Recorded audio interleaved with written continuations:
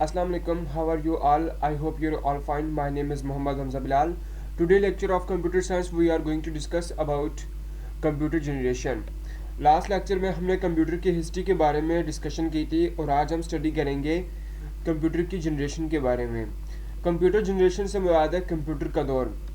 जो कंप्यूटर के दौर में टेक्नोलॉजी इस्तेमाल हुई कि सबसे पहले कौन सी टेक्नोलॉजी थी, इसके बाद कौन सी टेक्नोलॉजी आई और अब कौन सी टेक्नोलॉजी पे काम हो रहा है, ये सारी बातें हम इसमें डिस्कस करेंगे। तो सबसे पहले जो कंप्यूटर की फर्स्ट जनरेशन है जो हमारे पास यूज़ हुई थी उसका नाम है वैक्यूम ट्यूब। वैक्यूम ट्यूब बहुत एक्सपेंसिव थी और बहुत ही ज़्यादा बिजली कंज्यूम किया करती थी। महंगी इसलिए होती थी कि इसके ऊपर जो मटेरियल लगा होता था, जिस मटेरियल से ये बनती थी वो बहुत ही महंगा था। क्योंकि मटेरियल एक्सपेंसिव था तो वैक्यूम ट्यूब भी एक्सपेंसिव थी और वैक्यूम ट्यूब साइज़ में बहुत ही बड़ी थी और जिन कंप्यूटर्स में ये लगी होती थी उन कंप्यूटर्स का साइज़ भी बहुत बड़ा हुआ करता था। वैक्यूम ट्यूब बहुत सारी इलेक्ट्रिसिटी कंज्यूम करती थी। इस जनरेशन में जो कंप्यूटर थे वो साइज़ में इतने बड़े थे जितने आज के हमारे रूम्स होते हैं। तो वैक्यूम ट्यूब के लिए स्पेशल रूम होते थे जहाँ पे वेंटिलेशन का सारा निज़ाम होता था ताकि वहाँ पे एयर पास हो सके। लेकिन फिर भी अगर ज़्यादा देर ये कंप्यूटर चल जाते थे तो वैक्यूम ट्यूब इतनी ज़्यादा हीट अप हो जाती थी कि ये बर्न हो जाते थे, इसको आग लग जाती थी, जिस वजह से इनको स्पेशल रूम में रखा जाता था और ज़्यादा देर इन कंप्यूटर्स को चलाया नहीं जाता था। कुछ देर के बाद इनको बंद कर दिया जाता था और फिर कुछ देर के बाद इनको ऑन कर दिया जाता था। प्रीवियस लेक्चर में हमने एनिक के बारे में डिस्कशन की थी कि जो कि एनिक के नाम से था ENI से, जो दो स्टूडेंट्स ने बनाया था, जॉन पी एकर्ड और जॉन डब्ल्यू मैस्ले ने। यूनिवर्सिटी ऑफ पेंसिल्वेनिया के दोनों स्टूडेंट्स थे। अब ये जो कंप्यूटर था बेसिकली इसमें टेक्नोलॉजी कौन सी यूज़ हुई थी, वैक्यूम ट्यूब, यानी कि वैक्यूम ट्यूब की टेक्नोलॉजी से जो कंप्यूटर बनाए गए थे वो पहले जो दो कंप्यूटर थे उनमें एक जो है वो एनिक था और दूसरा था यूनेविक के नाम से था, जो जोहन वॉन न्यूमन की हिस्ट्री पे बेस करता था। ये जो कंप्यूटर था इसमें जो टेक्नोलॉजी इस्तेमाल हुई थी वो थी वैक्यूम ट्यूब। एनिक के बारे में हमने प्रीवियस लेक्चर में डिस्कशन की थी, मैं अगेन बता देता हूँ। एनिक जो था ये वर्ल्ड वार 2 के दरमियान 1942 में बनाया गया था और इसका साइज़ बहुत बड़ा था। इस कंप्यूटर की जो स्पीड थी वो 5000 एडिशन पर सेकंड थी और ये कितनी इलेक्ट्रिसिटी कंज्यूम किया करती थी, 140 किलोवाट ऑफ पावर कंज्यूम किया करती थी इलेक्ट्रिसिटी। और इसकी जो फुल फॉर्म है वो आपने याद रखनी है, electronic numerical integrated and calculator.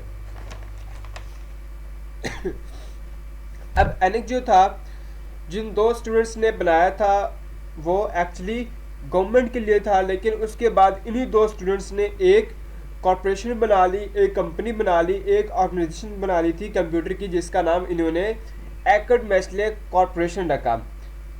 अब एकर्ड और मैस्ले जो है ये दोनों इनके नाम पर ही थे, एकर्ड मैस्ले कॉरपोरेशन। इन्होंने 1947 में बनाई थी। 1947 में इन्होंने कॉरपोरेशन बनाई और कॉरपोरेशन की तरफ से जो फर्स्ट सक्सेसफुल मशीन थी उनकी जो मार्केट में लॉन्च हुई, इस्तेमाल हुई और फिर कामयाब भी हुई, वो जो मशीन थी, जो कंप्यूटर था, उसका नाम यूनेविक रखा गया था। इन दोनों कंप्यूटर्स में जो उन्होंने टेक्नोलॉजी यूज़ की थी वो वैक्यूम ट्यूब की थी। अब एनिक जो है ये इन्होंने सेल भी किया और पैसा भी कमाया, लेकिन 1951 में ये US ब्यूरो सेंसर्स में ये इन्होंने कंप्यूटर भी दे दिया। ये जो कंप्यूटर था ये साइंटिफिक एप्लीकेशन के लिए इस्तेमाल हुआ करता था, ठीक है। साइंटिफिक एप्लीकेशन से मुराद जितने भी साइंटिफिक कैलकुलेशंस हैं, अर्थमेटिक ऑपरेशंस हैं, लॉजिकल ऑपरेशंस हैं और जितने भी साइंटिफिक कैलकुलेशंस होती हैं वो सारी की सारी परफॉर्म की जाती थी। अब यूनेविक, यूनिवर्सल अरिथमेटिक कंप्यूटर्स, यूनेविक जो था ये एनिक की निस्बत बहुत बेहतर था, क्योंकि एनिक में वो थ्योरी नहीं थी जिस थ्योरी पे हमारा यूनेविक बना था, जो हमने लास्ट लेक्चर में भी पढ़ा था। जॉन वॉन न्यूमन की थ्योरी थी जिसमें इसने कहा था कि a data program can be stored in the same memory, thus the machine can itself alter others program or internal data। इस थ्योरी पे बेस करता था यूनेविक। यही वजह थी कि यूनेविक मार्केट में लॉन्च हुआ था और सक्सेसफुल भी हुआ था, इसको कामयाबी भी हासिल हुई थी। सेकंड जनरेशन जो हमारे पास है वो है ट्रांजिस्टर। सेकंड जनरेशन में जो टेक्नोलॉजी यूज़ हुई थी उसका नाम था ट्रांजिस्टर। वैक्यूम ट्यूब जब इस्तेमाल हुई उसके बाद जब ट्रांजिस्टर आ गए तो ट्रांजिस्टर के आने की वजह से वैक्यूम ट्यूब की कम्प्लीटली ख़त्म कर दिया गया। ठीक है, इसका इस्तेमाल छोड़ दिया गया। इसकी क्या वजह थी? क्योंकि ट्रांजिस्टर जो थे वो हर लिहाज से वैक्यूम ट्यूब से बेहतर थे। अब ट्रांजिस्टर को कब बनाया गया था और किसने बनाया था? ट्रांजिस्टर को 1947 में बनाया गया था और किसने बनाया था? ये एमसीक्यूज में आपसे पूछा जा सकता है कि ट्रांजिस्टर को किसने बनाया था, कब बना था। ट्रांजिस्टर को 1947 में बनाया गया था और किसने बनाया था? विलियम शॉकटे, जॉन बॉर्डीन और विलियम बेटिन ने, इन तीनों ने ट्रांजिस्टर को बनाया था।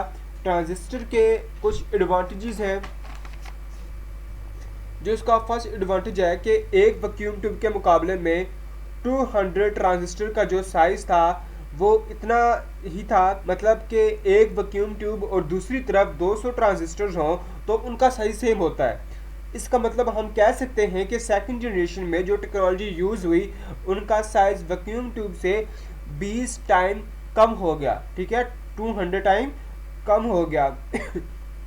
जिस तरह से टेक्नोलॉजी आगे आती गई, कंप्यूटर का साइज़ भी कम होता गया, प्राइस भी इसकी कम होती गई और वो पहले से फास्ट होता गया और रिलायबल भी होता गया। सेकंड जो इसकी एडवांटेज है, वैक्यूम ट्यूब की निस्बत 40 गुना ये तेज़ थे ये ट्रांजिस्टर। मीन इनकी स्पीड जो है वो पहले की निस्बत 40 टाइम फास्ट होती गई। थर्ड इसका जो है एडवांटेज, वैक्यूम ट्यूब की निस्बत कीमत में ये सस्ते थे। और इसका फोर एडवांटेज है, वैक्यूम ट्यूब की निस्बत ये जो थे ज़्यादा गर्म नहीं होते थे और इनको आग नहीं लगती थी। जबकि हमने ये स्टडी की थी कि वैक्यूम ट्यूब वालों को आग लग जाती थी, बर्न आउट हो जाते थे। लेकिन ये जो ट्रांजिस्टर की टेक्नोलॉजी थी ये गर्म ज़रूर होते थे लेकिन वैक्यूम ट्यूब की निस्बत कम गर्म होते थे। तो ये इसके एडवांटेजेस हैं। इसके कुछ कंप्यूटर्स थे, IBM 7094 series, IBM 1400 series, CDC 164 etc। तो ये कुछ कंप्यूटर्स हैं जो सेकंड जनरेशन में यूज़ हुए। इनमें जो टेक्नोलॉजी यूज़ हुई थी ट्रांजिस्टर की थी। ट्रांजिस्टर जब आए थे तब इस दौर में बहुत सी लैंग्वेजेस आई थी, तो इन कंप्यूटर्स में हाई लेवल लैंग्वेजेस के प्रोग्राम चला करते थे।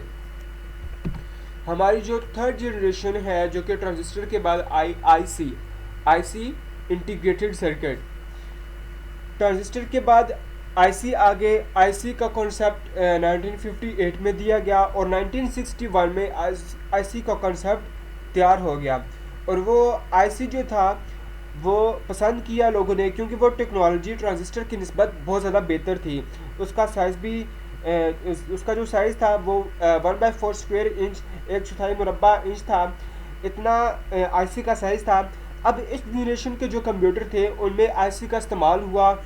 एक आईसी चिप के ऊपर 1000 ऑफ ट्रांजिस्टर प्लेयर थे, यानी एक आईसी 1000 ऑफ ट्रांजिस्टर जितना तेज़ काम कर सकता था। तो ये जनरेशन पहले की निस्बत थी फास्ट। तो आईसी के आने से ट्रांजिस्टर वाले कंप्यूटर रिप्लेस हो गए और इनकी जगह पे आईसी वाले कंप्यूटर का इस्तेमाल होने लगा और ये साइज़ कंप्यूटर की निस्बत छोटे थे। कीमत इनकी जो थी, जो उनकी प्राइस थी वो बहुत कम थी और स्पीड इनकी ज़्यादा थी। तो आईसी जो टेक्नोलॉजी इस्तेमाल हुई इनमें कौन कौन से कंप्यूटर बनाए गए, किन किन कंप्यूटर्स में यह टेक्नोलॉजी इस्तेमाल हुई थी? IBM system 360, PDP-8, यूनेविक 1108, यूनेविक 9000, IBM 370। ये वो कंप्यूटर्स हैं जिनमें आईसी की टेक्नोलॉजी इस्तेमाल हुई थी। और इसके बाद जो हमारी फोर्थ जनरेशन है वो है माइक्रो प्रोसेसर बेसिकली एक चिप है जो कि लेस देन स्क्वायर इंच होती है, मतलब कि एक मुरब्बा इंच से कम होती है। एक कंप्यूटर चिप है जो हमारे कंप्यूटर सिस्टम मदरबोर्ड के ऊपर ये अटैच होती है। माइक्रो प्रोसेसर पिछली प्रीवियस टेक्नोलॉजी से बेहतर टेक्नोलॉजी है आज भी, जो कि इस्तेमाल हो रही है 4th जनरेशन में। आज हमारे कंप्यूटर्स में, मोबाइल में माइक्रो प्रोसेसर इस्तेमाल होता है, यूज़ होता है, जिसे हम CPU कहते हैं, सेंट्रल प्रोसेसिंग यूनिट। जो माइक्रो प्रोसेसर चिप है उसे कहते हैं CPU, सेंट्रल प्रोसेसिंग यूनिट। इसको 1971 में टेड हॉफ ने बनाया था, और जो पहला माइक्रो प्रोसेसर बनाया गया था उसका नाम था इंटेल 4004। ये MCQs में पूछा जा सकता है कि फर्स्ट माइक्रो प्रोसेसर किसने और कब बनाया था। तो फर्स्ट जो माइक्रो प्रोसेसर है ये बनाया गया था इंटेल 404 1971 में। उसके बाद माइक्रो प्रोसेसर कहाँ यूज़ होता है, साइज़ इसका लेस देन 1 स्क्वायर इंच होता है। माइक्रो प्रोसेसर जितनी भी हमारी ऑटोमेटिक मशीन्स हैं, जैसे कि हमारा कंप्यूटर है, हमारा मोबाइल फ़ोन है, इसी तरह डिजिटल क्लॉक्स होती हैं, डिजिटल कॉर्स होती हैं, माइक्रोवेव ओन्स होते हैं, जिनमें ऑटोमेटिकली अलार्म जनरेट करता है, ये ऑटोमेटिकली ऑफ होता है, ऑन होता है। तो ये सारी चीज़ें किस तरह हो रही हैं, ऑटोमेटिकली वर्क कर रही हैं, तो इनमें हमारा माइक्रो प्रोसेसर लगा होता है। माइक्रो प्रोसेसर के आने से कंप्यूटर का साइज़ कम हो गया था। प्रीवियस जनरेशन के निस्बत इस जनरेशन का कंप्यूटर जो है उसका साइज़ कम होता गया, और जो इसका साइज़ कम हुआ था तो इस वजह से VLSI और LSI कंप्यूटर की हिस्ट्री में ये दो टर्म्स पढ़ी थी हमने। इसका मतलब यही है कि ये बहुत बड़े पैमाने पे चीज़ों का कंबाइन हो जाना। कंबाइन से मुराद ये है, जैसे आज हमारा मोबाइल फ़ोन है, इसमें कैमरा अलग होता था, इसके अंदर रेडियो मौजूद है वो अलग हुआ करता था, इसके अंदर कॉल भी कर सकते हैं, ठीक है। आज हम हमारे मोबाइल में कैमरा भी मौजूद है, रेडियो भी मौजूद है, हम कॉल भी कर सकते हैं, मुख्तलिफ इसकी एप्लीकेशंस हैं, मुख्तलिफ इसके फीचर्स हैं, तो बहुत सी चीज़ें कंबाइन होगी। जबकि पहले चीज़ें अलग होती थी। आपको पता है कि कैमरा अलग हुआ करता था, MP3 MP4 अलग हुआ करते थे, लेकिन अब हर चीज़ कंप्यूटर के अंदर कंबाइन हो गई है, कंप्यूटर के अंदर मौजूद है। और इसके जो कंप्यूटर थे IBM PC, ठीक है, IBM PC और एप्पल, ये इसके कंप्यूटर थे 4 जनरेशन्स के। 5th जो जनरेशन है वो आपके पास है आर्टिफिशियल इंटेलिजेंस। आर्टिफिशियल इंटेलिजेंस से मुराद मसनूई जहानत। ये जो जनरेशन है, आपको हिस्ट्री में बताया था कि जापानीज़ गवर्नमेंट ने अनाउंसमेंट की कि क्यों ना हम एक ऐसी टेक्नोलॉजी पे काम करें जो इंसानों को रिप्लेस करे, जो काम इंसान कर सकता है वो मशीन करे, मुकम्मल तौर पर इंसान बनाना चाह रहे हैं, ठीक है। तो वो एक मशीन को मुकम्मल तौर पर इंसान बनाना चाहते हैं, जो कि मशीन के ज़रिए बनाया जाएगा। ऐसा कंप्यूटर जो इंसान की तरह काम करेगा, इंसान की तरह सोचता है, इसके अंदर सेल्फ डिसीजन की पावर होगी। ये जो जनरेशन है अभी तक कामयाब नहीं हुई, ये अभी भी डेवलपमेंट स्टेज पे है 20-25 साल से, क्योंकि इसके अंदर जो रोबोट्स बना रहे हैं, जो रोबोट्स बन रहे हैं, आर्टिफिशियल इंटेलिजेंस पे काम हो रहा है, लेकिन रोबोट्स के अंदर सेल्फ डिसीजन की पावर नहीं है जो ह्यूमन में होती है। हम खुद से कुछ डिसीजन ले सकते हैं, खुद कुछ डिसाइड कर सकते हैं, लेकिन मशीन ऐसा नहीं कर सकती। याद रखिएगा कि रोबोट्स को जितना कहा गया है, जितना उनके अंदर फीड किया गया है, जितनी उनको इंस्ट्रक्शंस दी गई हैं, उन्होंने इसको फॉलो करना है, ना उससे ज़्यादा कर सकते हैं और ना ही उससे कम। हम लोग खुद भी कुछ डिसाइड कर सकते हैं, सेल्फ डिसीजन ले सकते हैं, चाहे हमें कुछ भी काम कहा जाए, हमारे अंदर डिसीजन की पावर होती है, लेकिन रोबोट्स के अंदर नहीं होती। इस वजह से ये फील्ड कामयाब नहीं हो सकी। लेकिन ये जो 5th जनरेशन है, इसके अंदर बहुत सारे तरक्याती काम हुए हैं, बहुत सारे ऐसे काम हुए हैं जो आज भी इस्तेमाल हो रहे हैं इसकी फील्ड की वजह से। जैसे कि हमारा बायोमेट्रिक का सिस्टम है, हमारा थंब स्कैन किया जाता है, वो रोबोट्स के लिए असल बनाया गया था, ठीक है। वो रोबोट्स के लिए असल बनाया गया था, वो इसलिए बनाया गया था कि रोबोट्स इंसान को पहचाने, जब उसने हैंड शेक करे तो फिंगरप्रिंट जो है वो कैच कर ले नेक्स्ट टाइम नाम लेकर उससे बात करें, तो ये असल उन्होंने रोबोट्स के लिए बनाया था। तो ये टेक्नोलॉजी कामयाब होगी।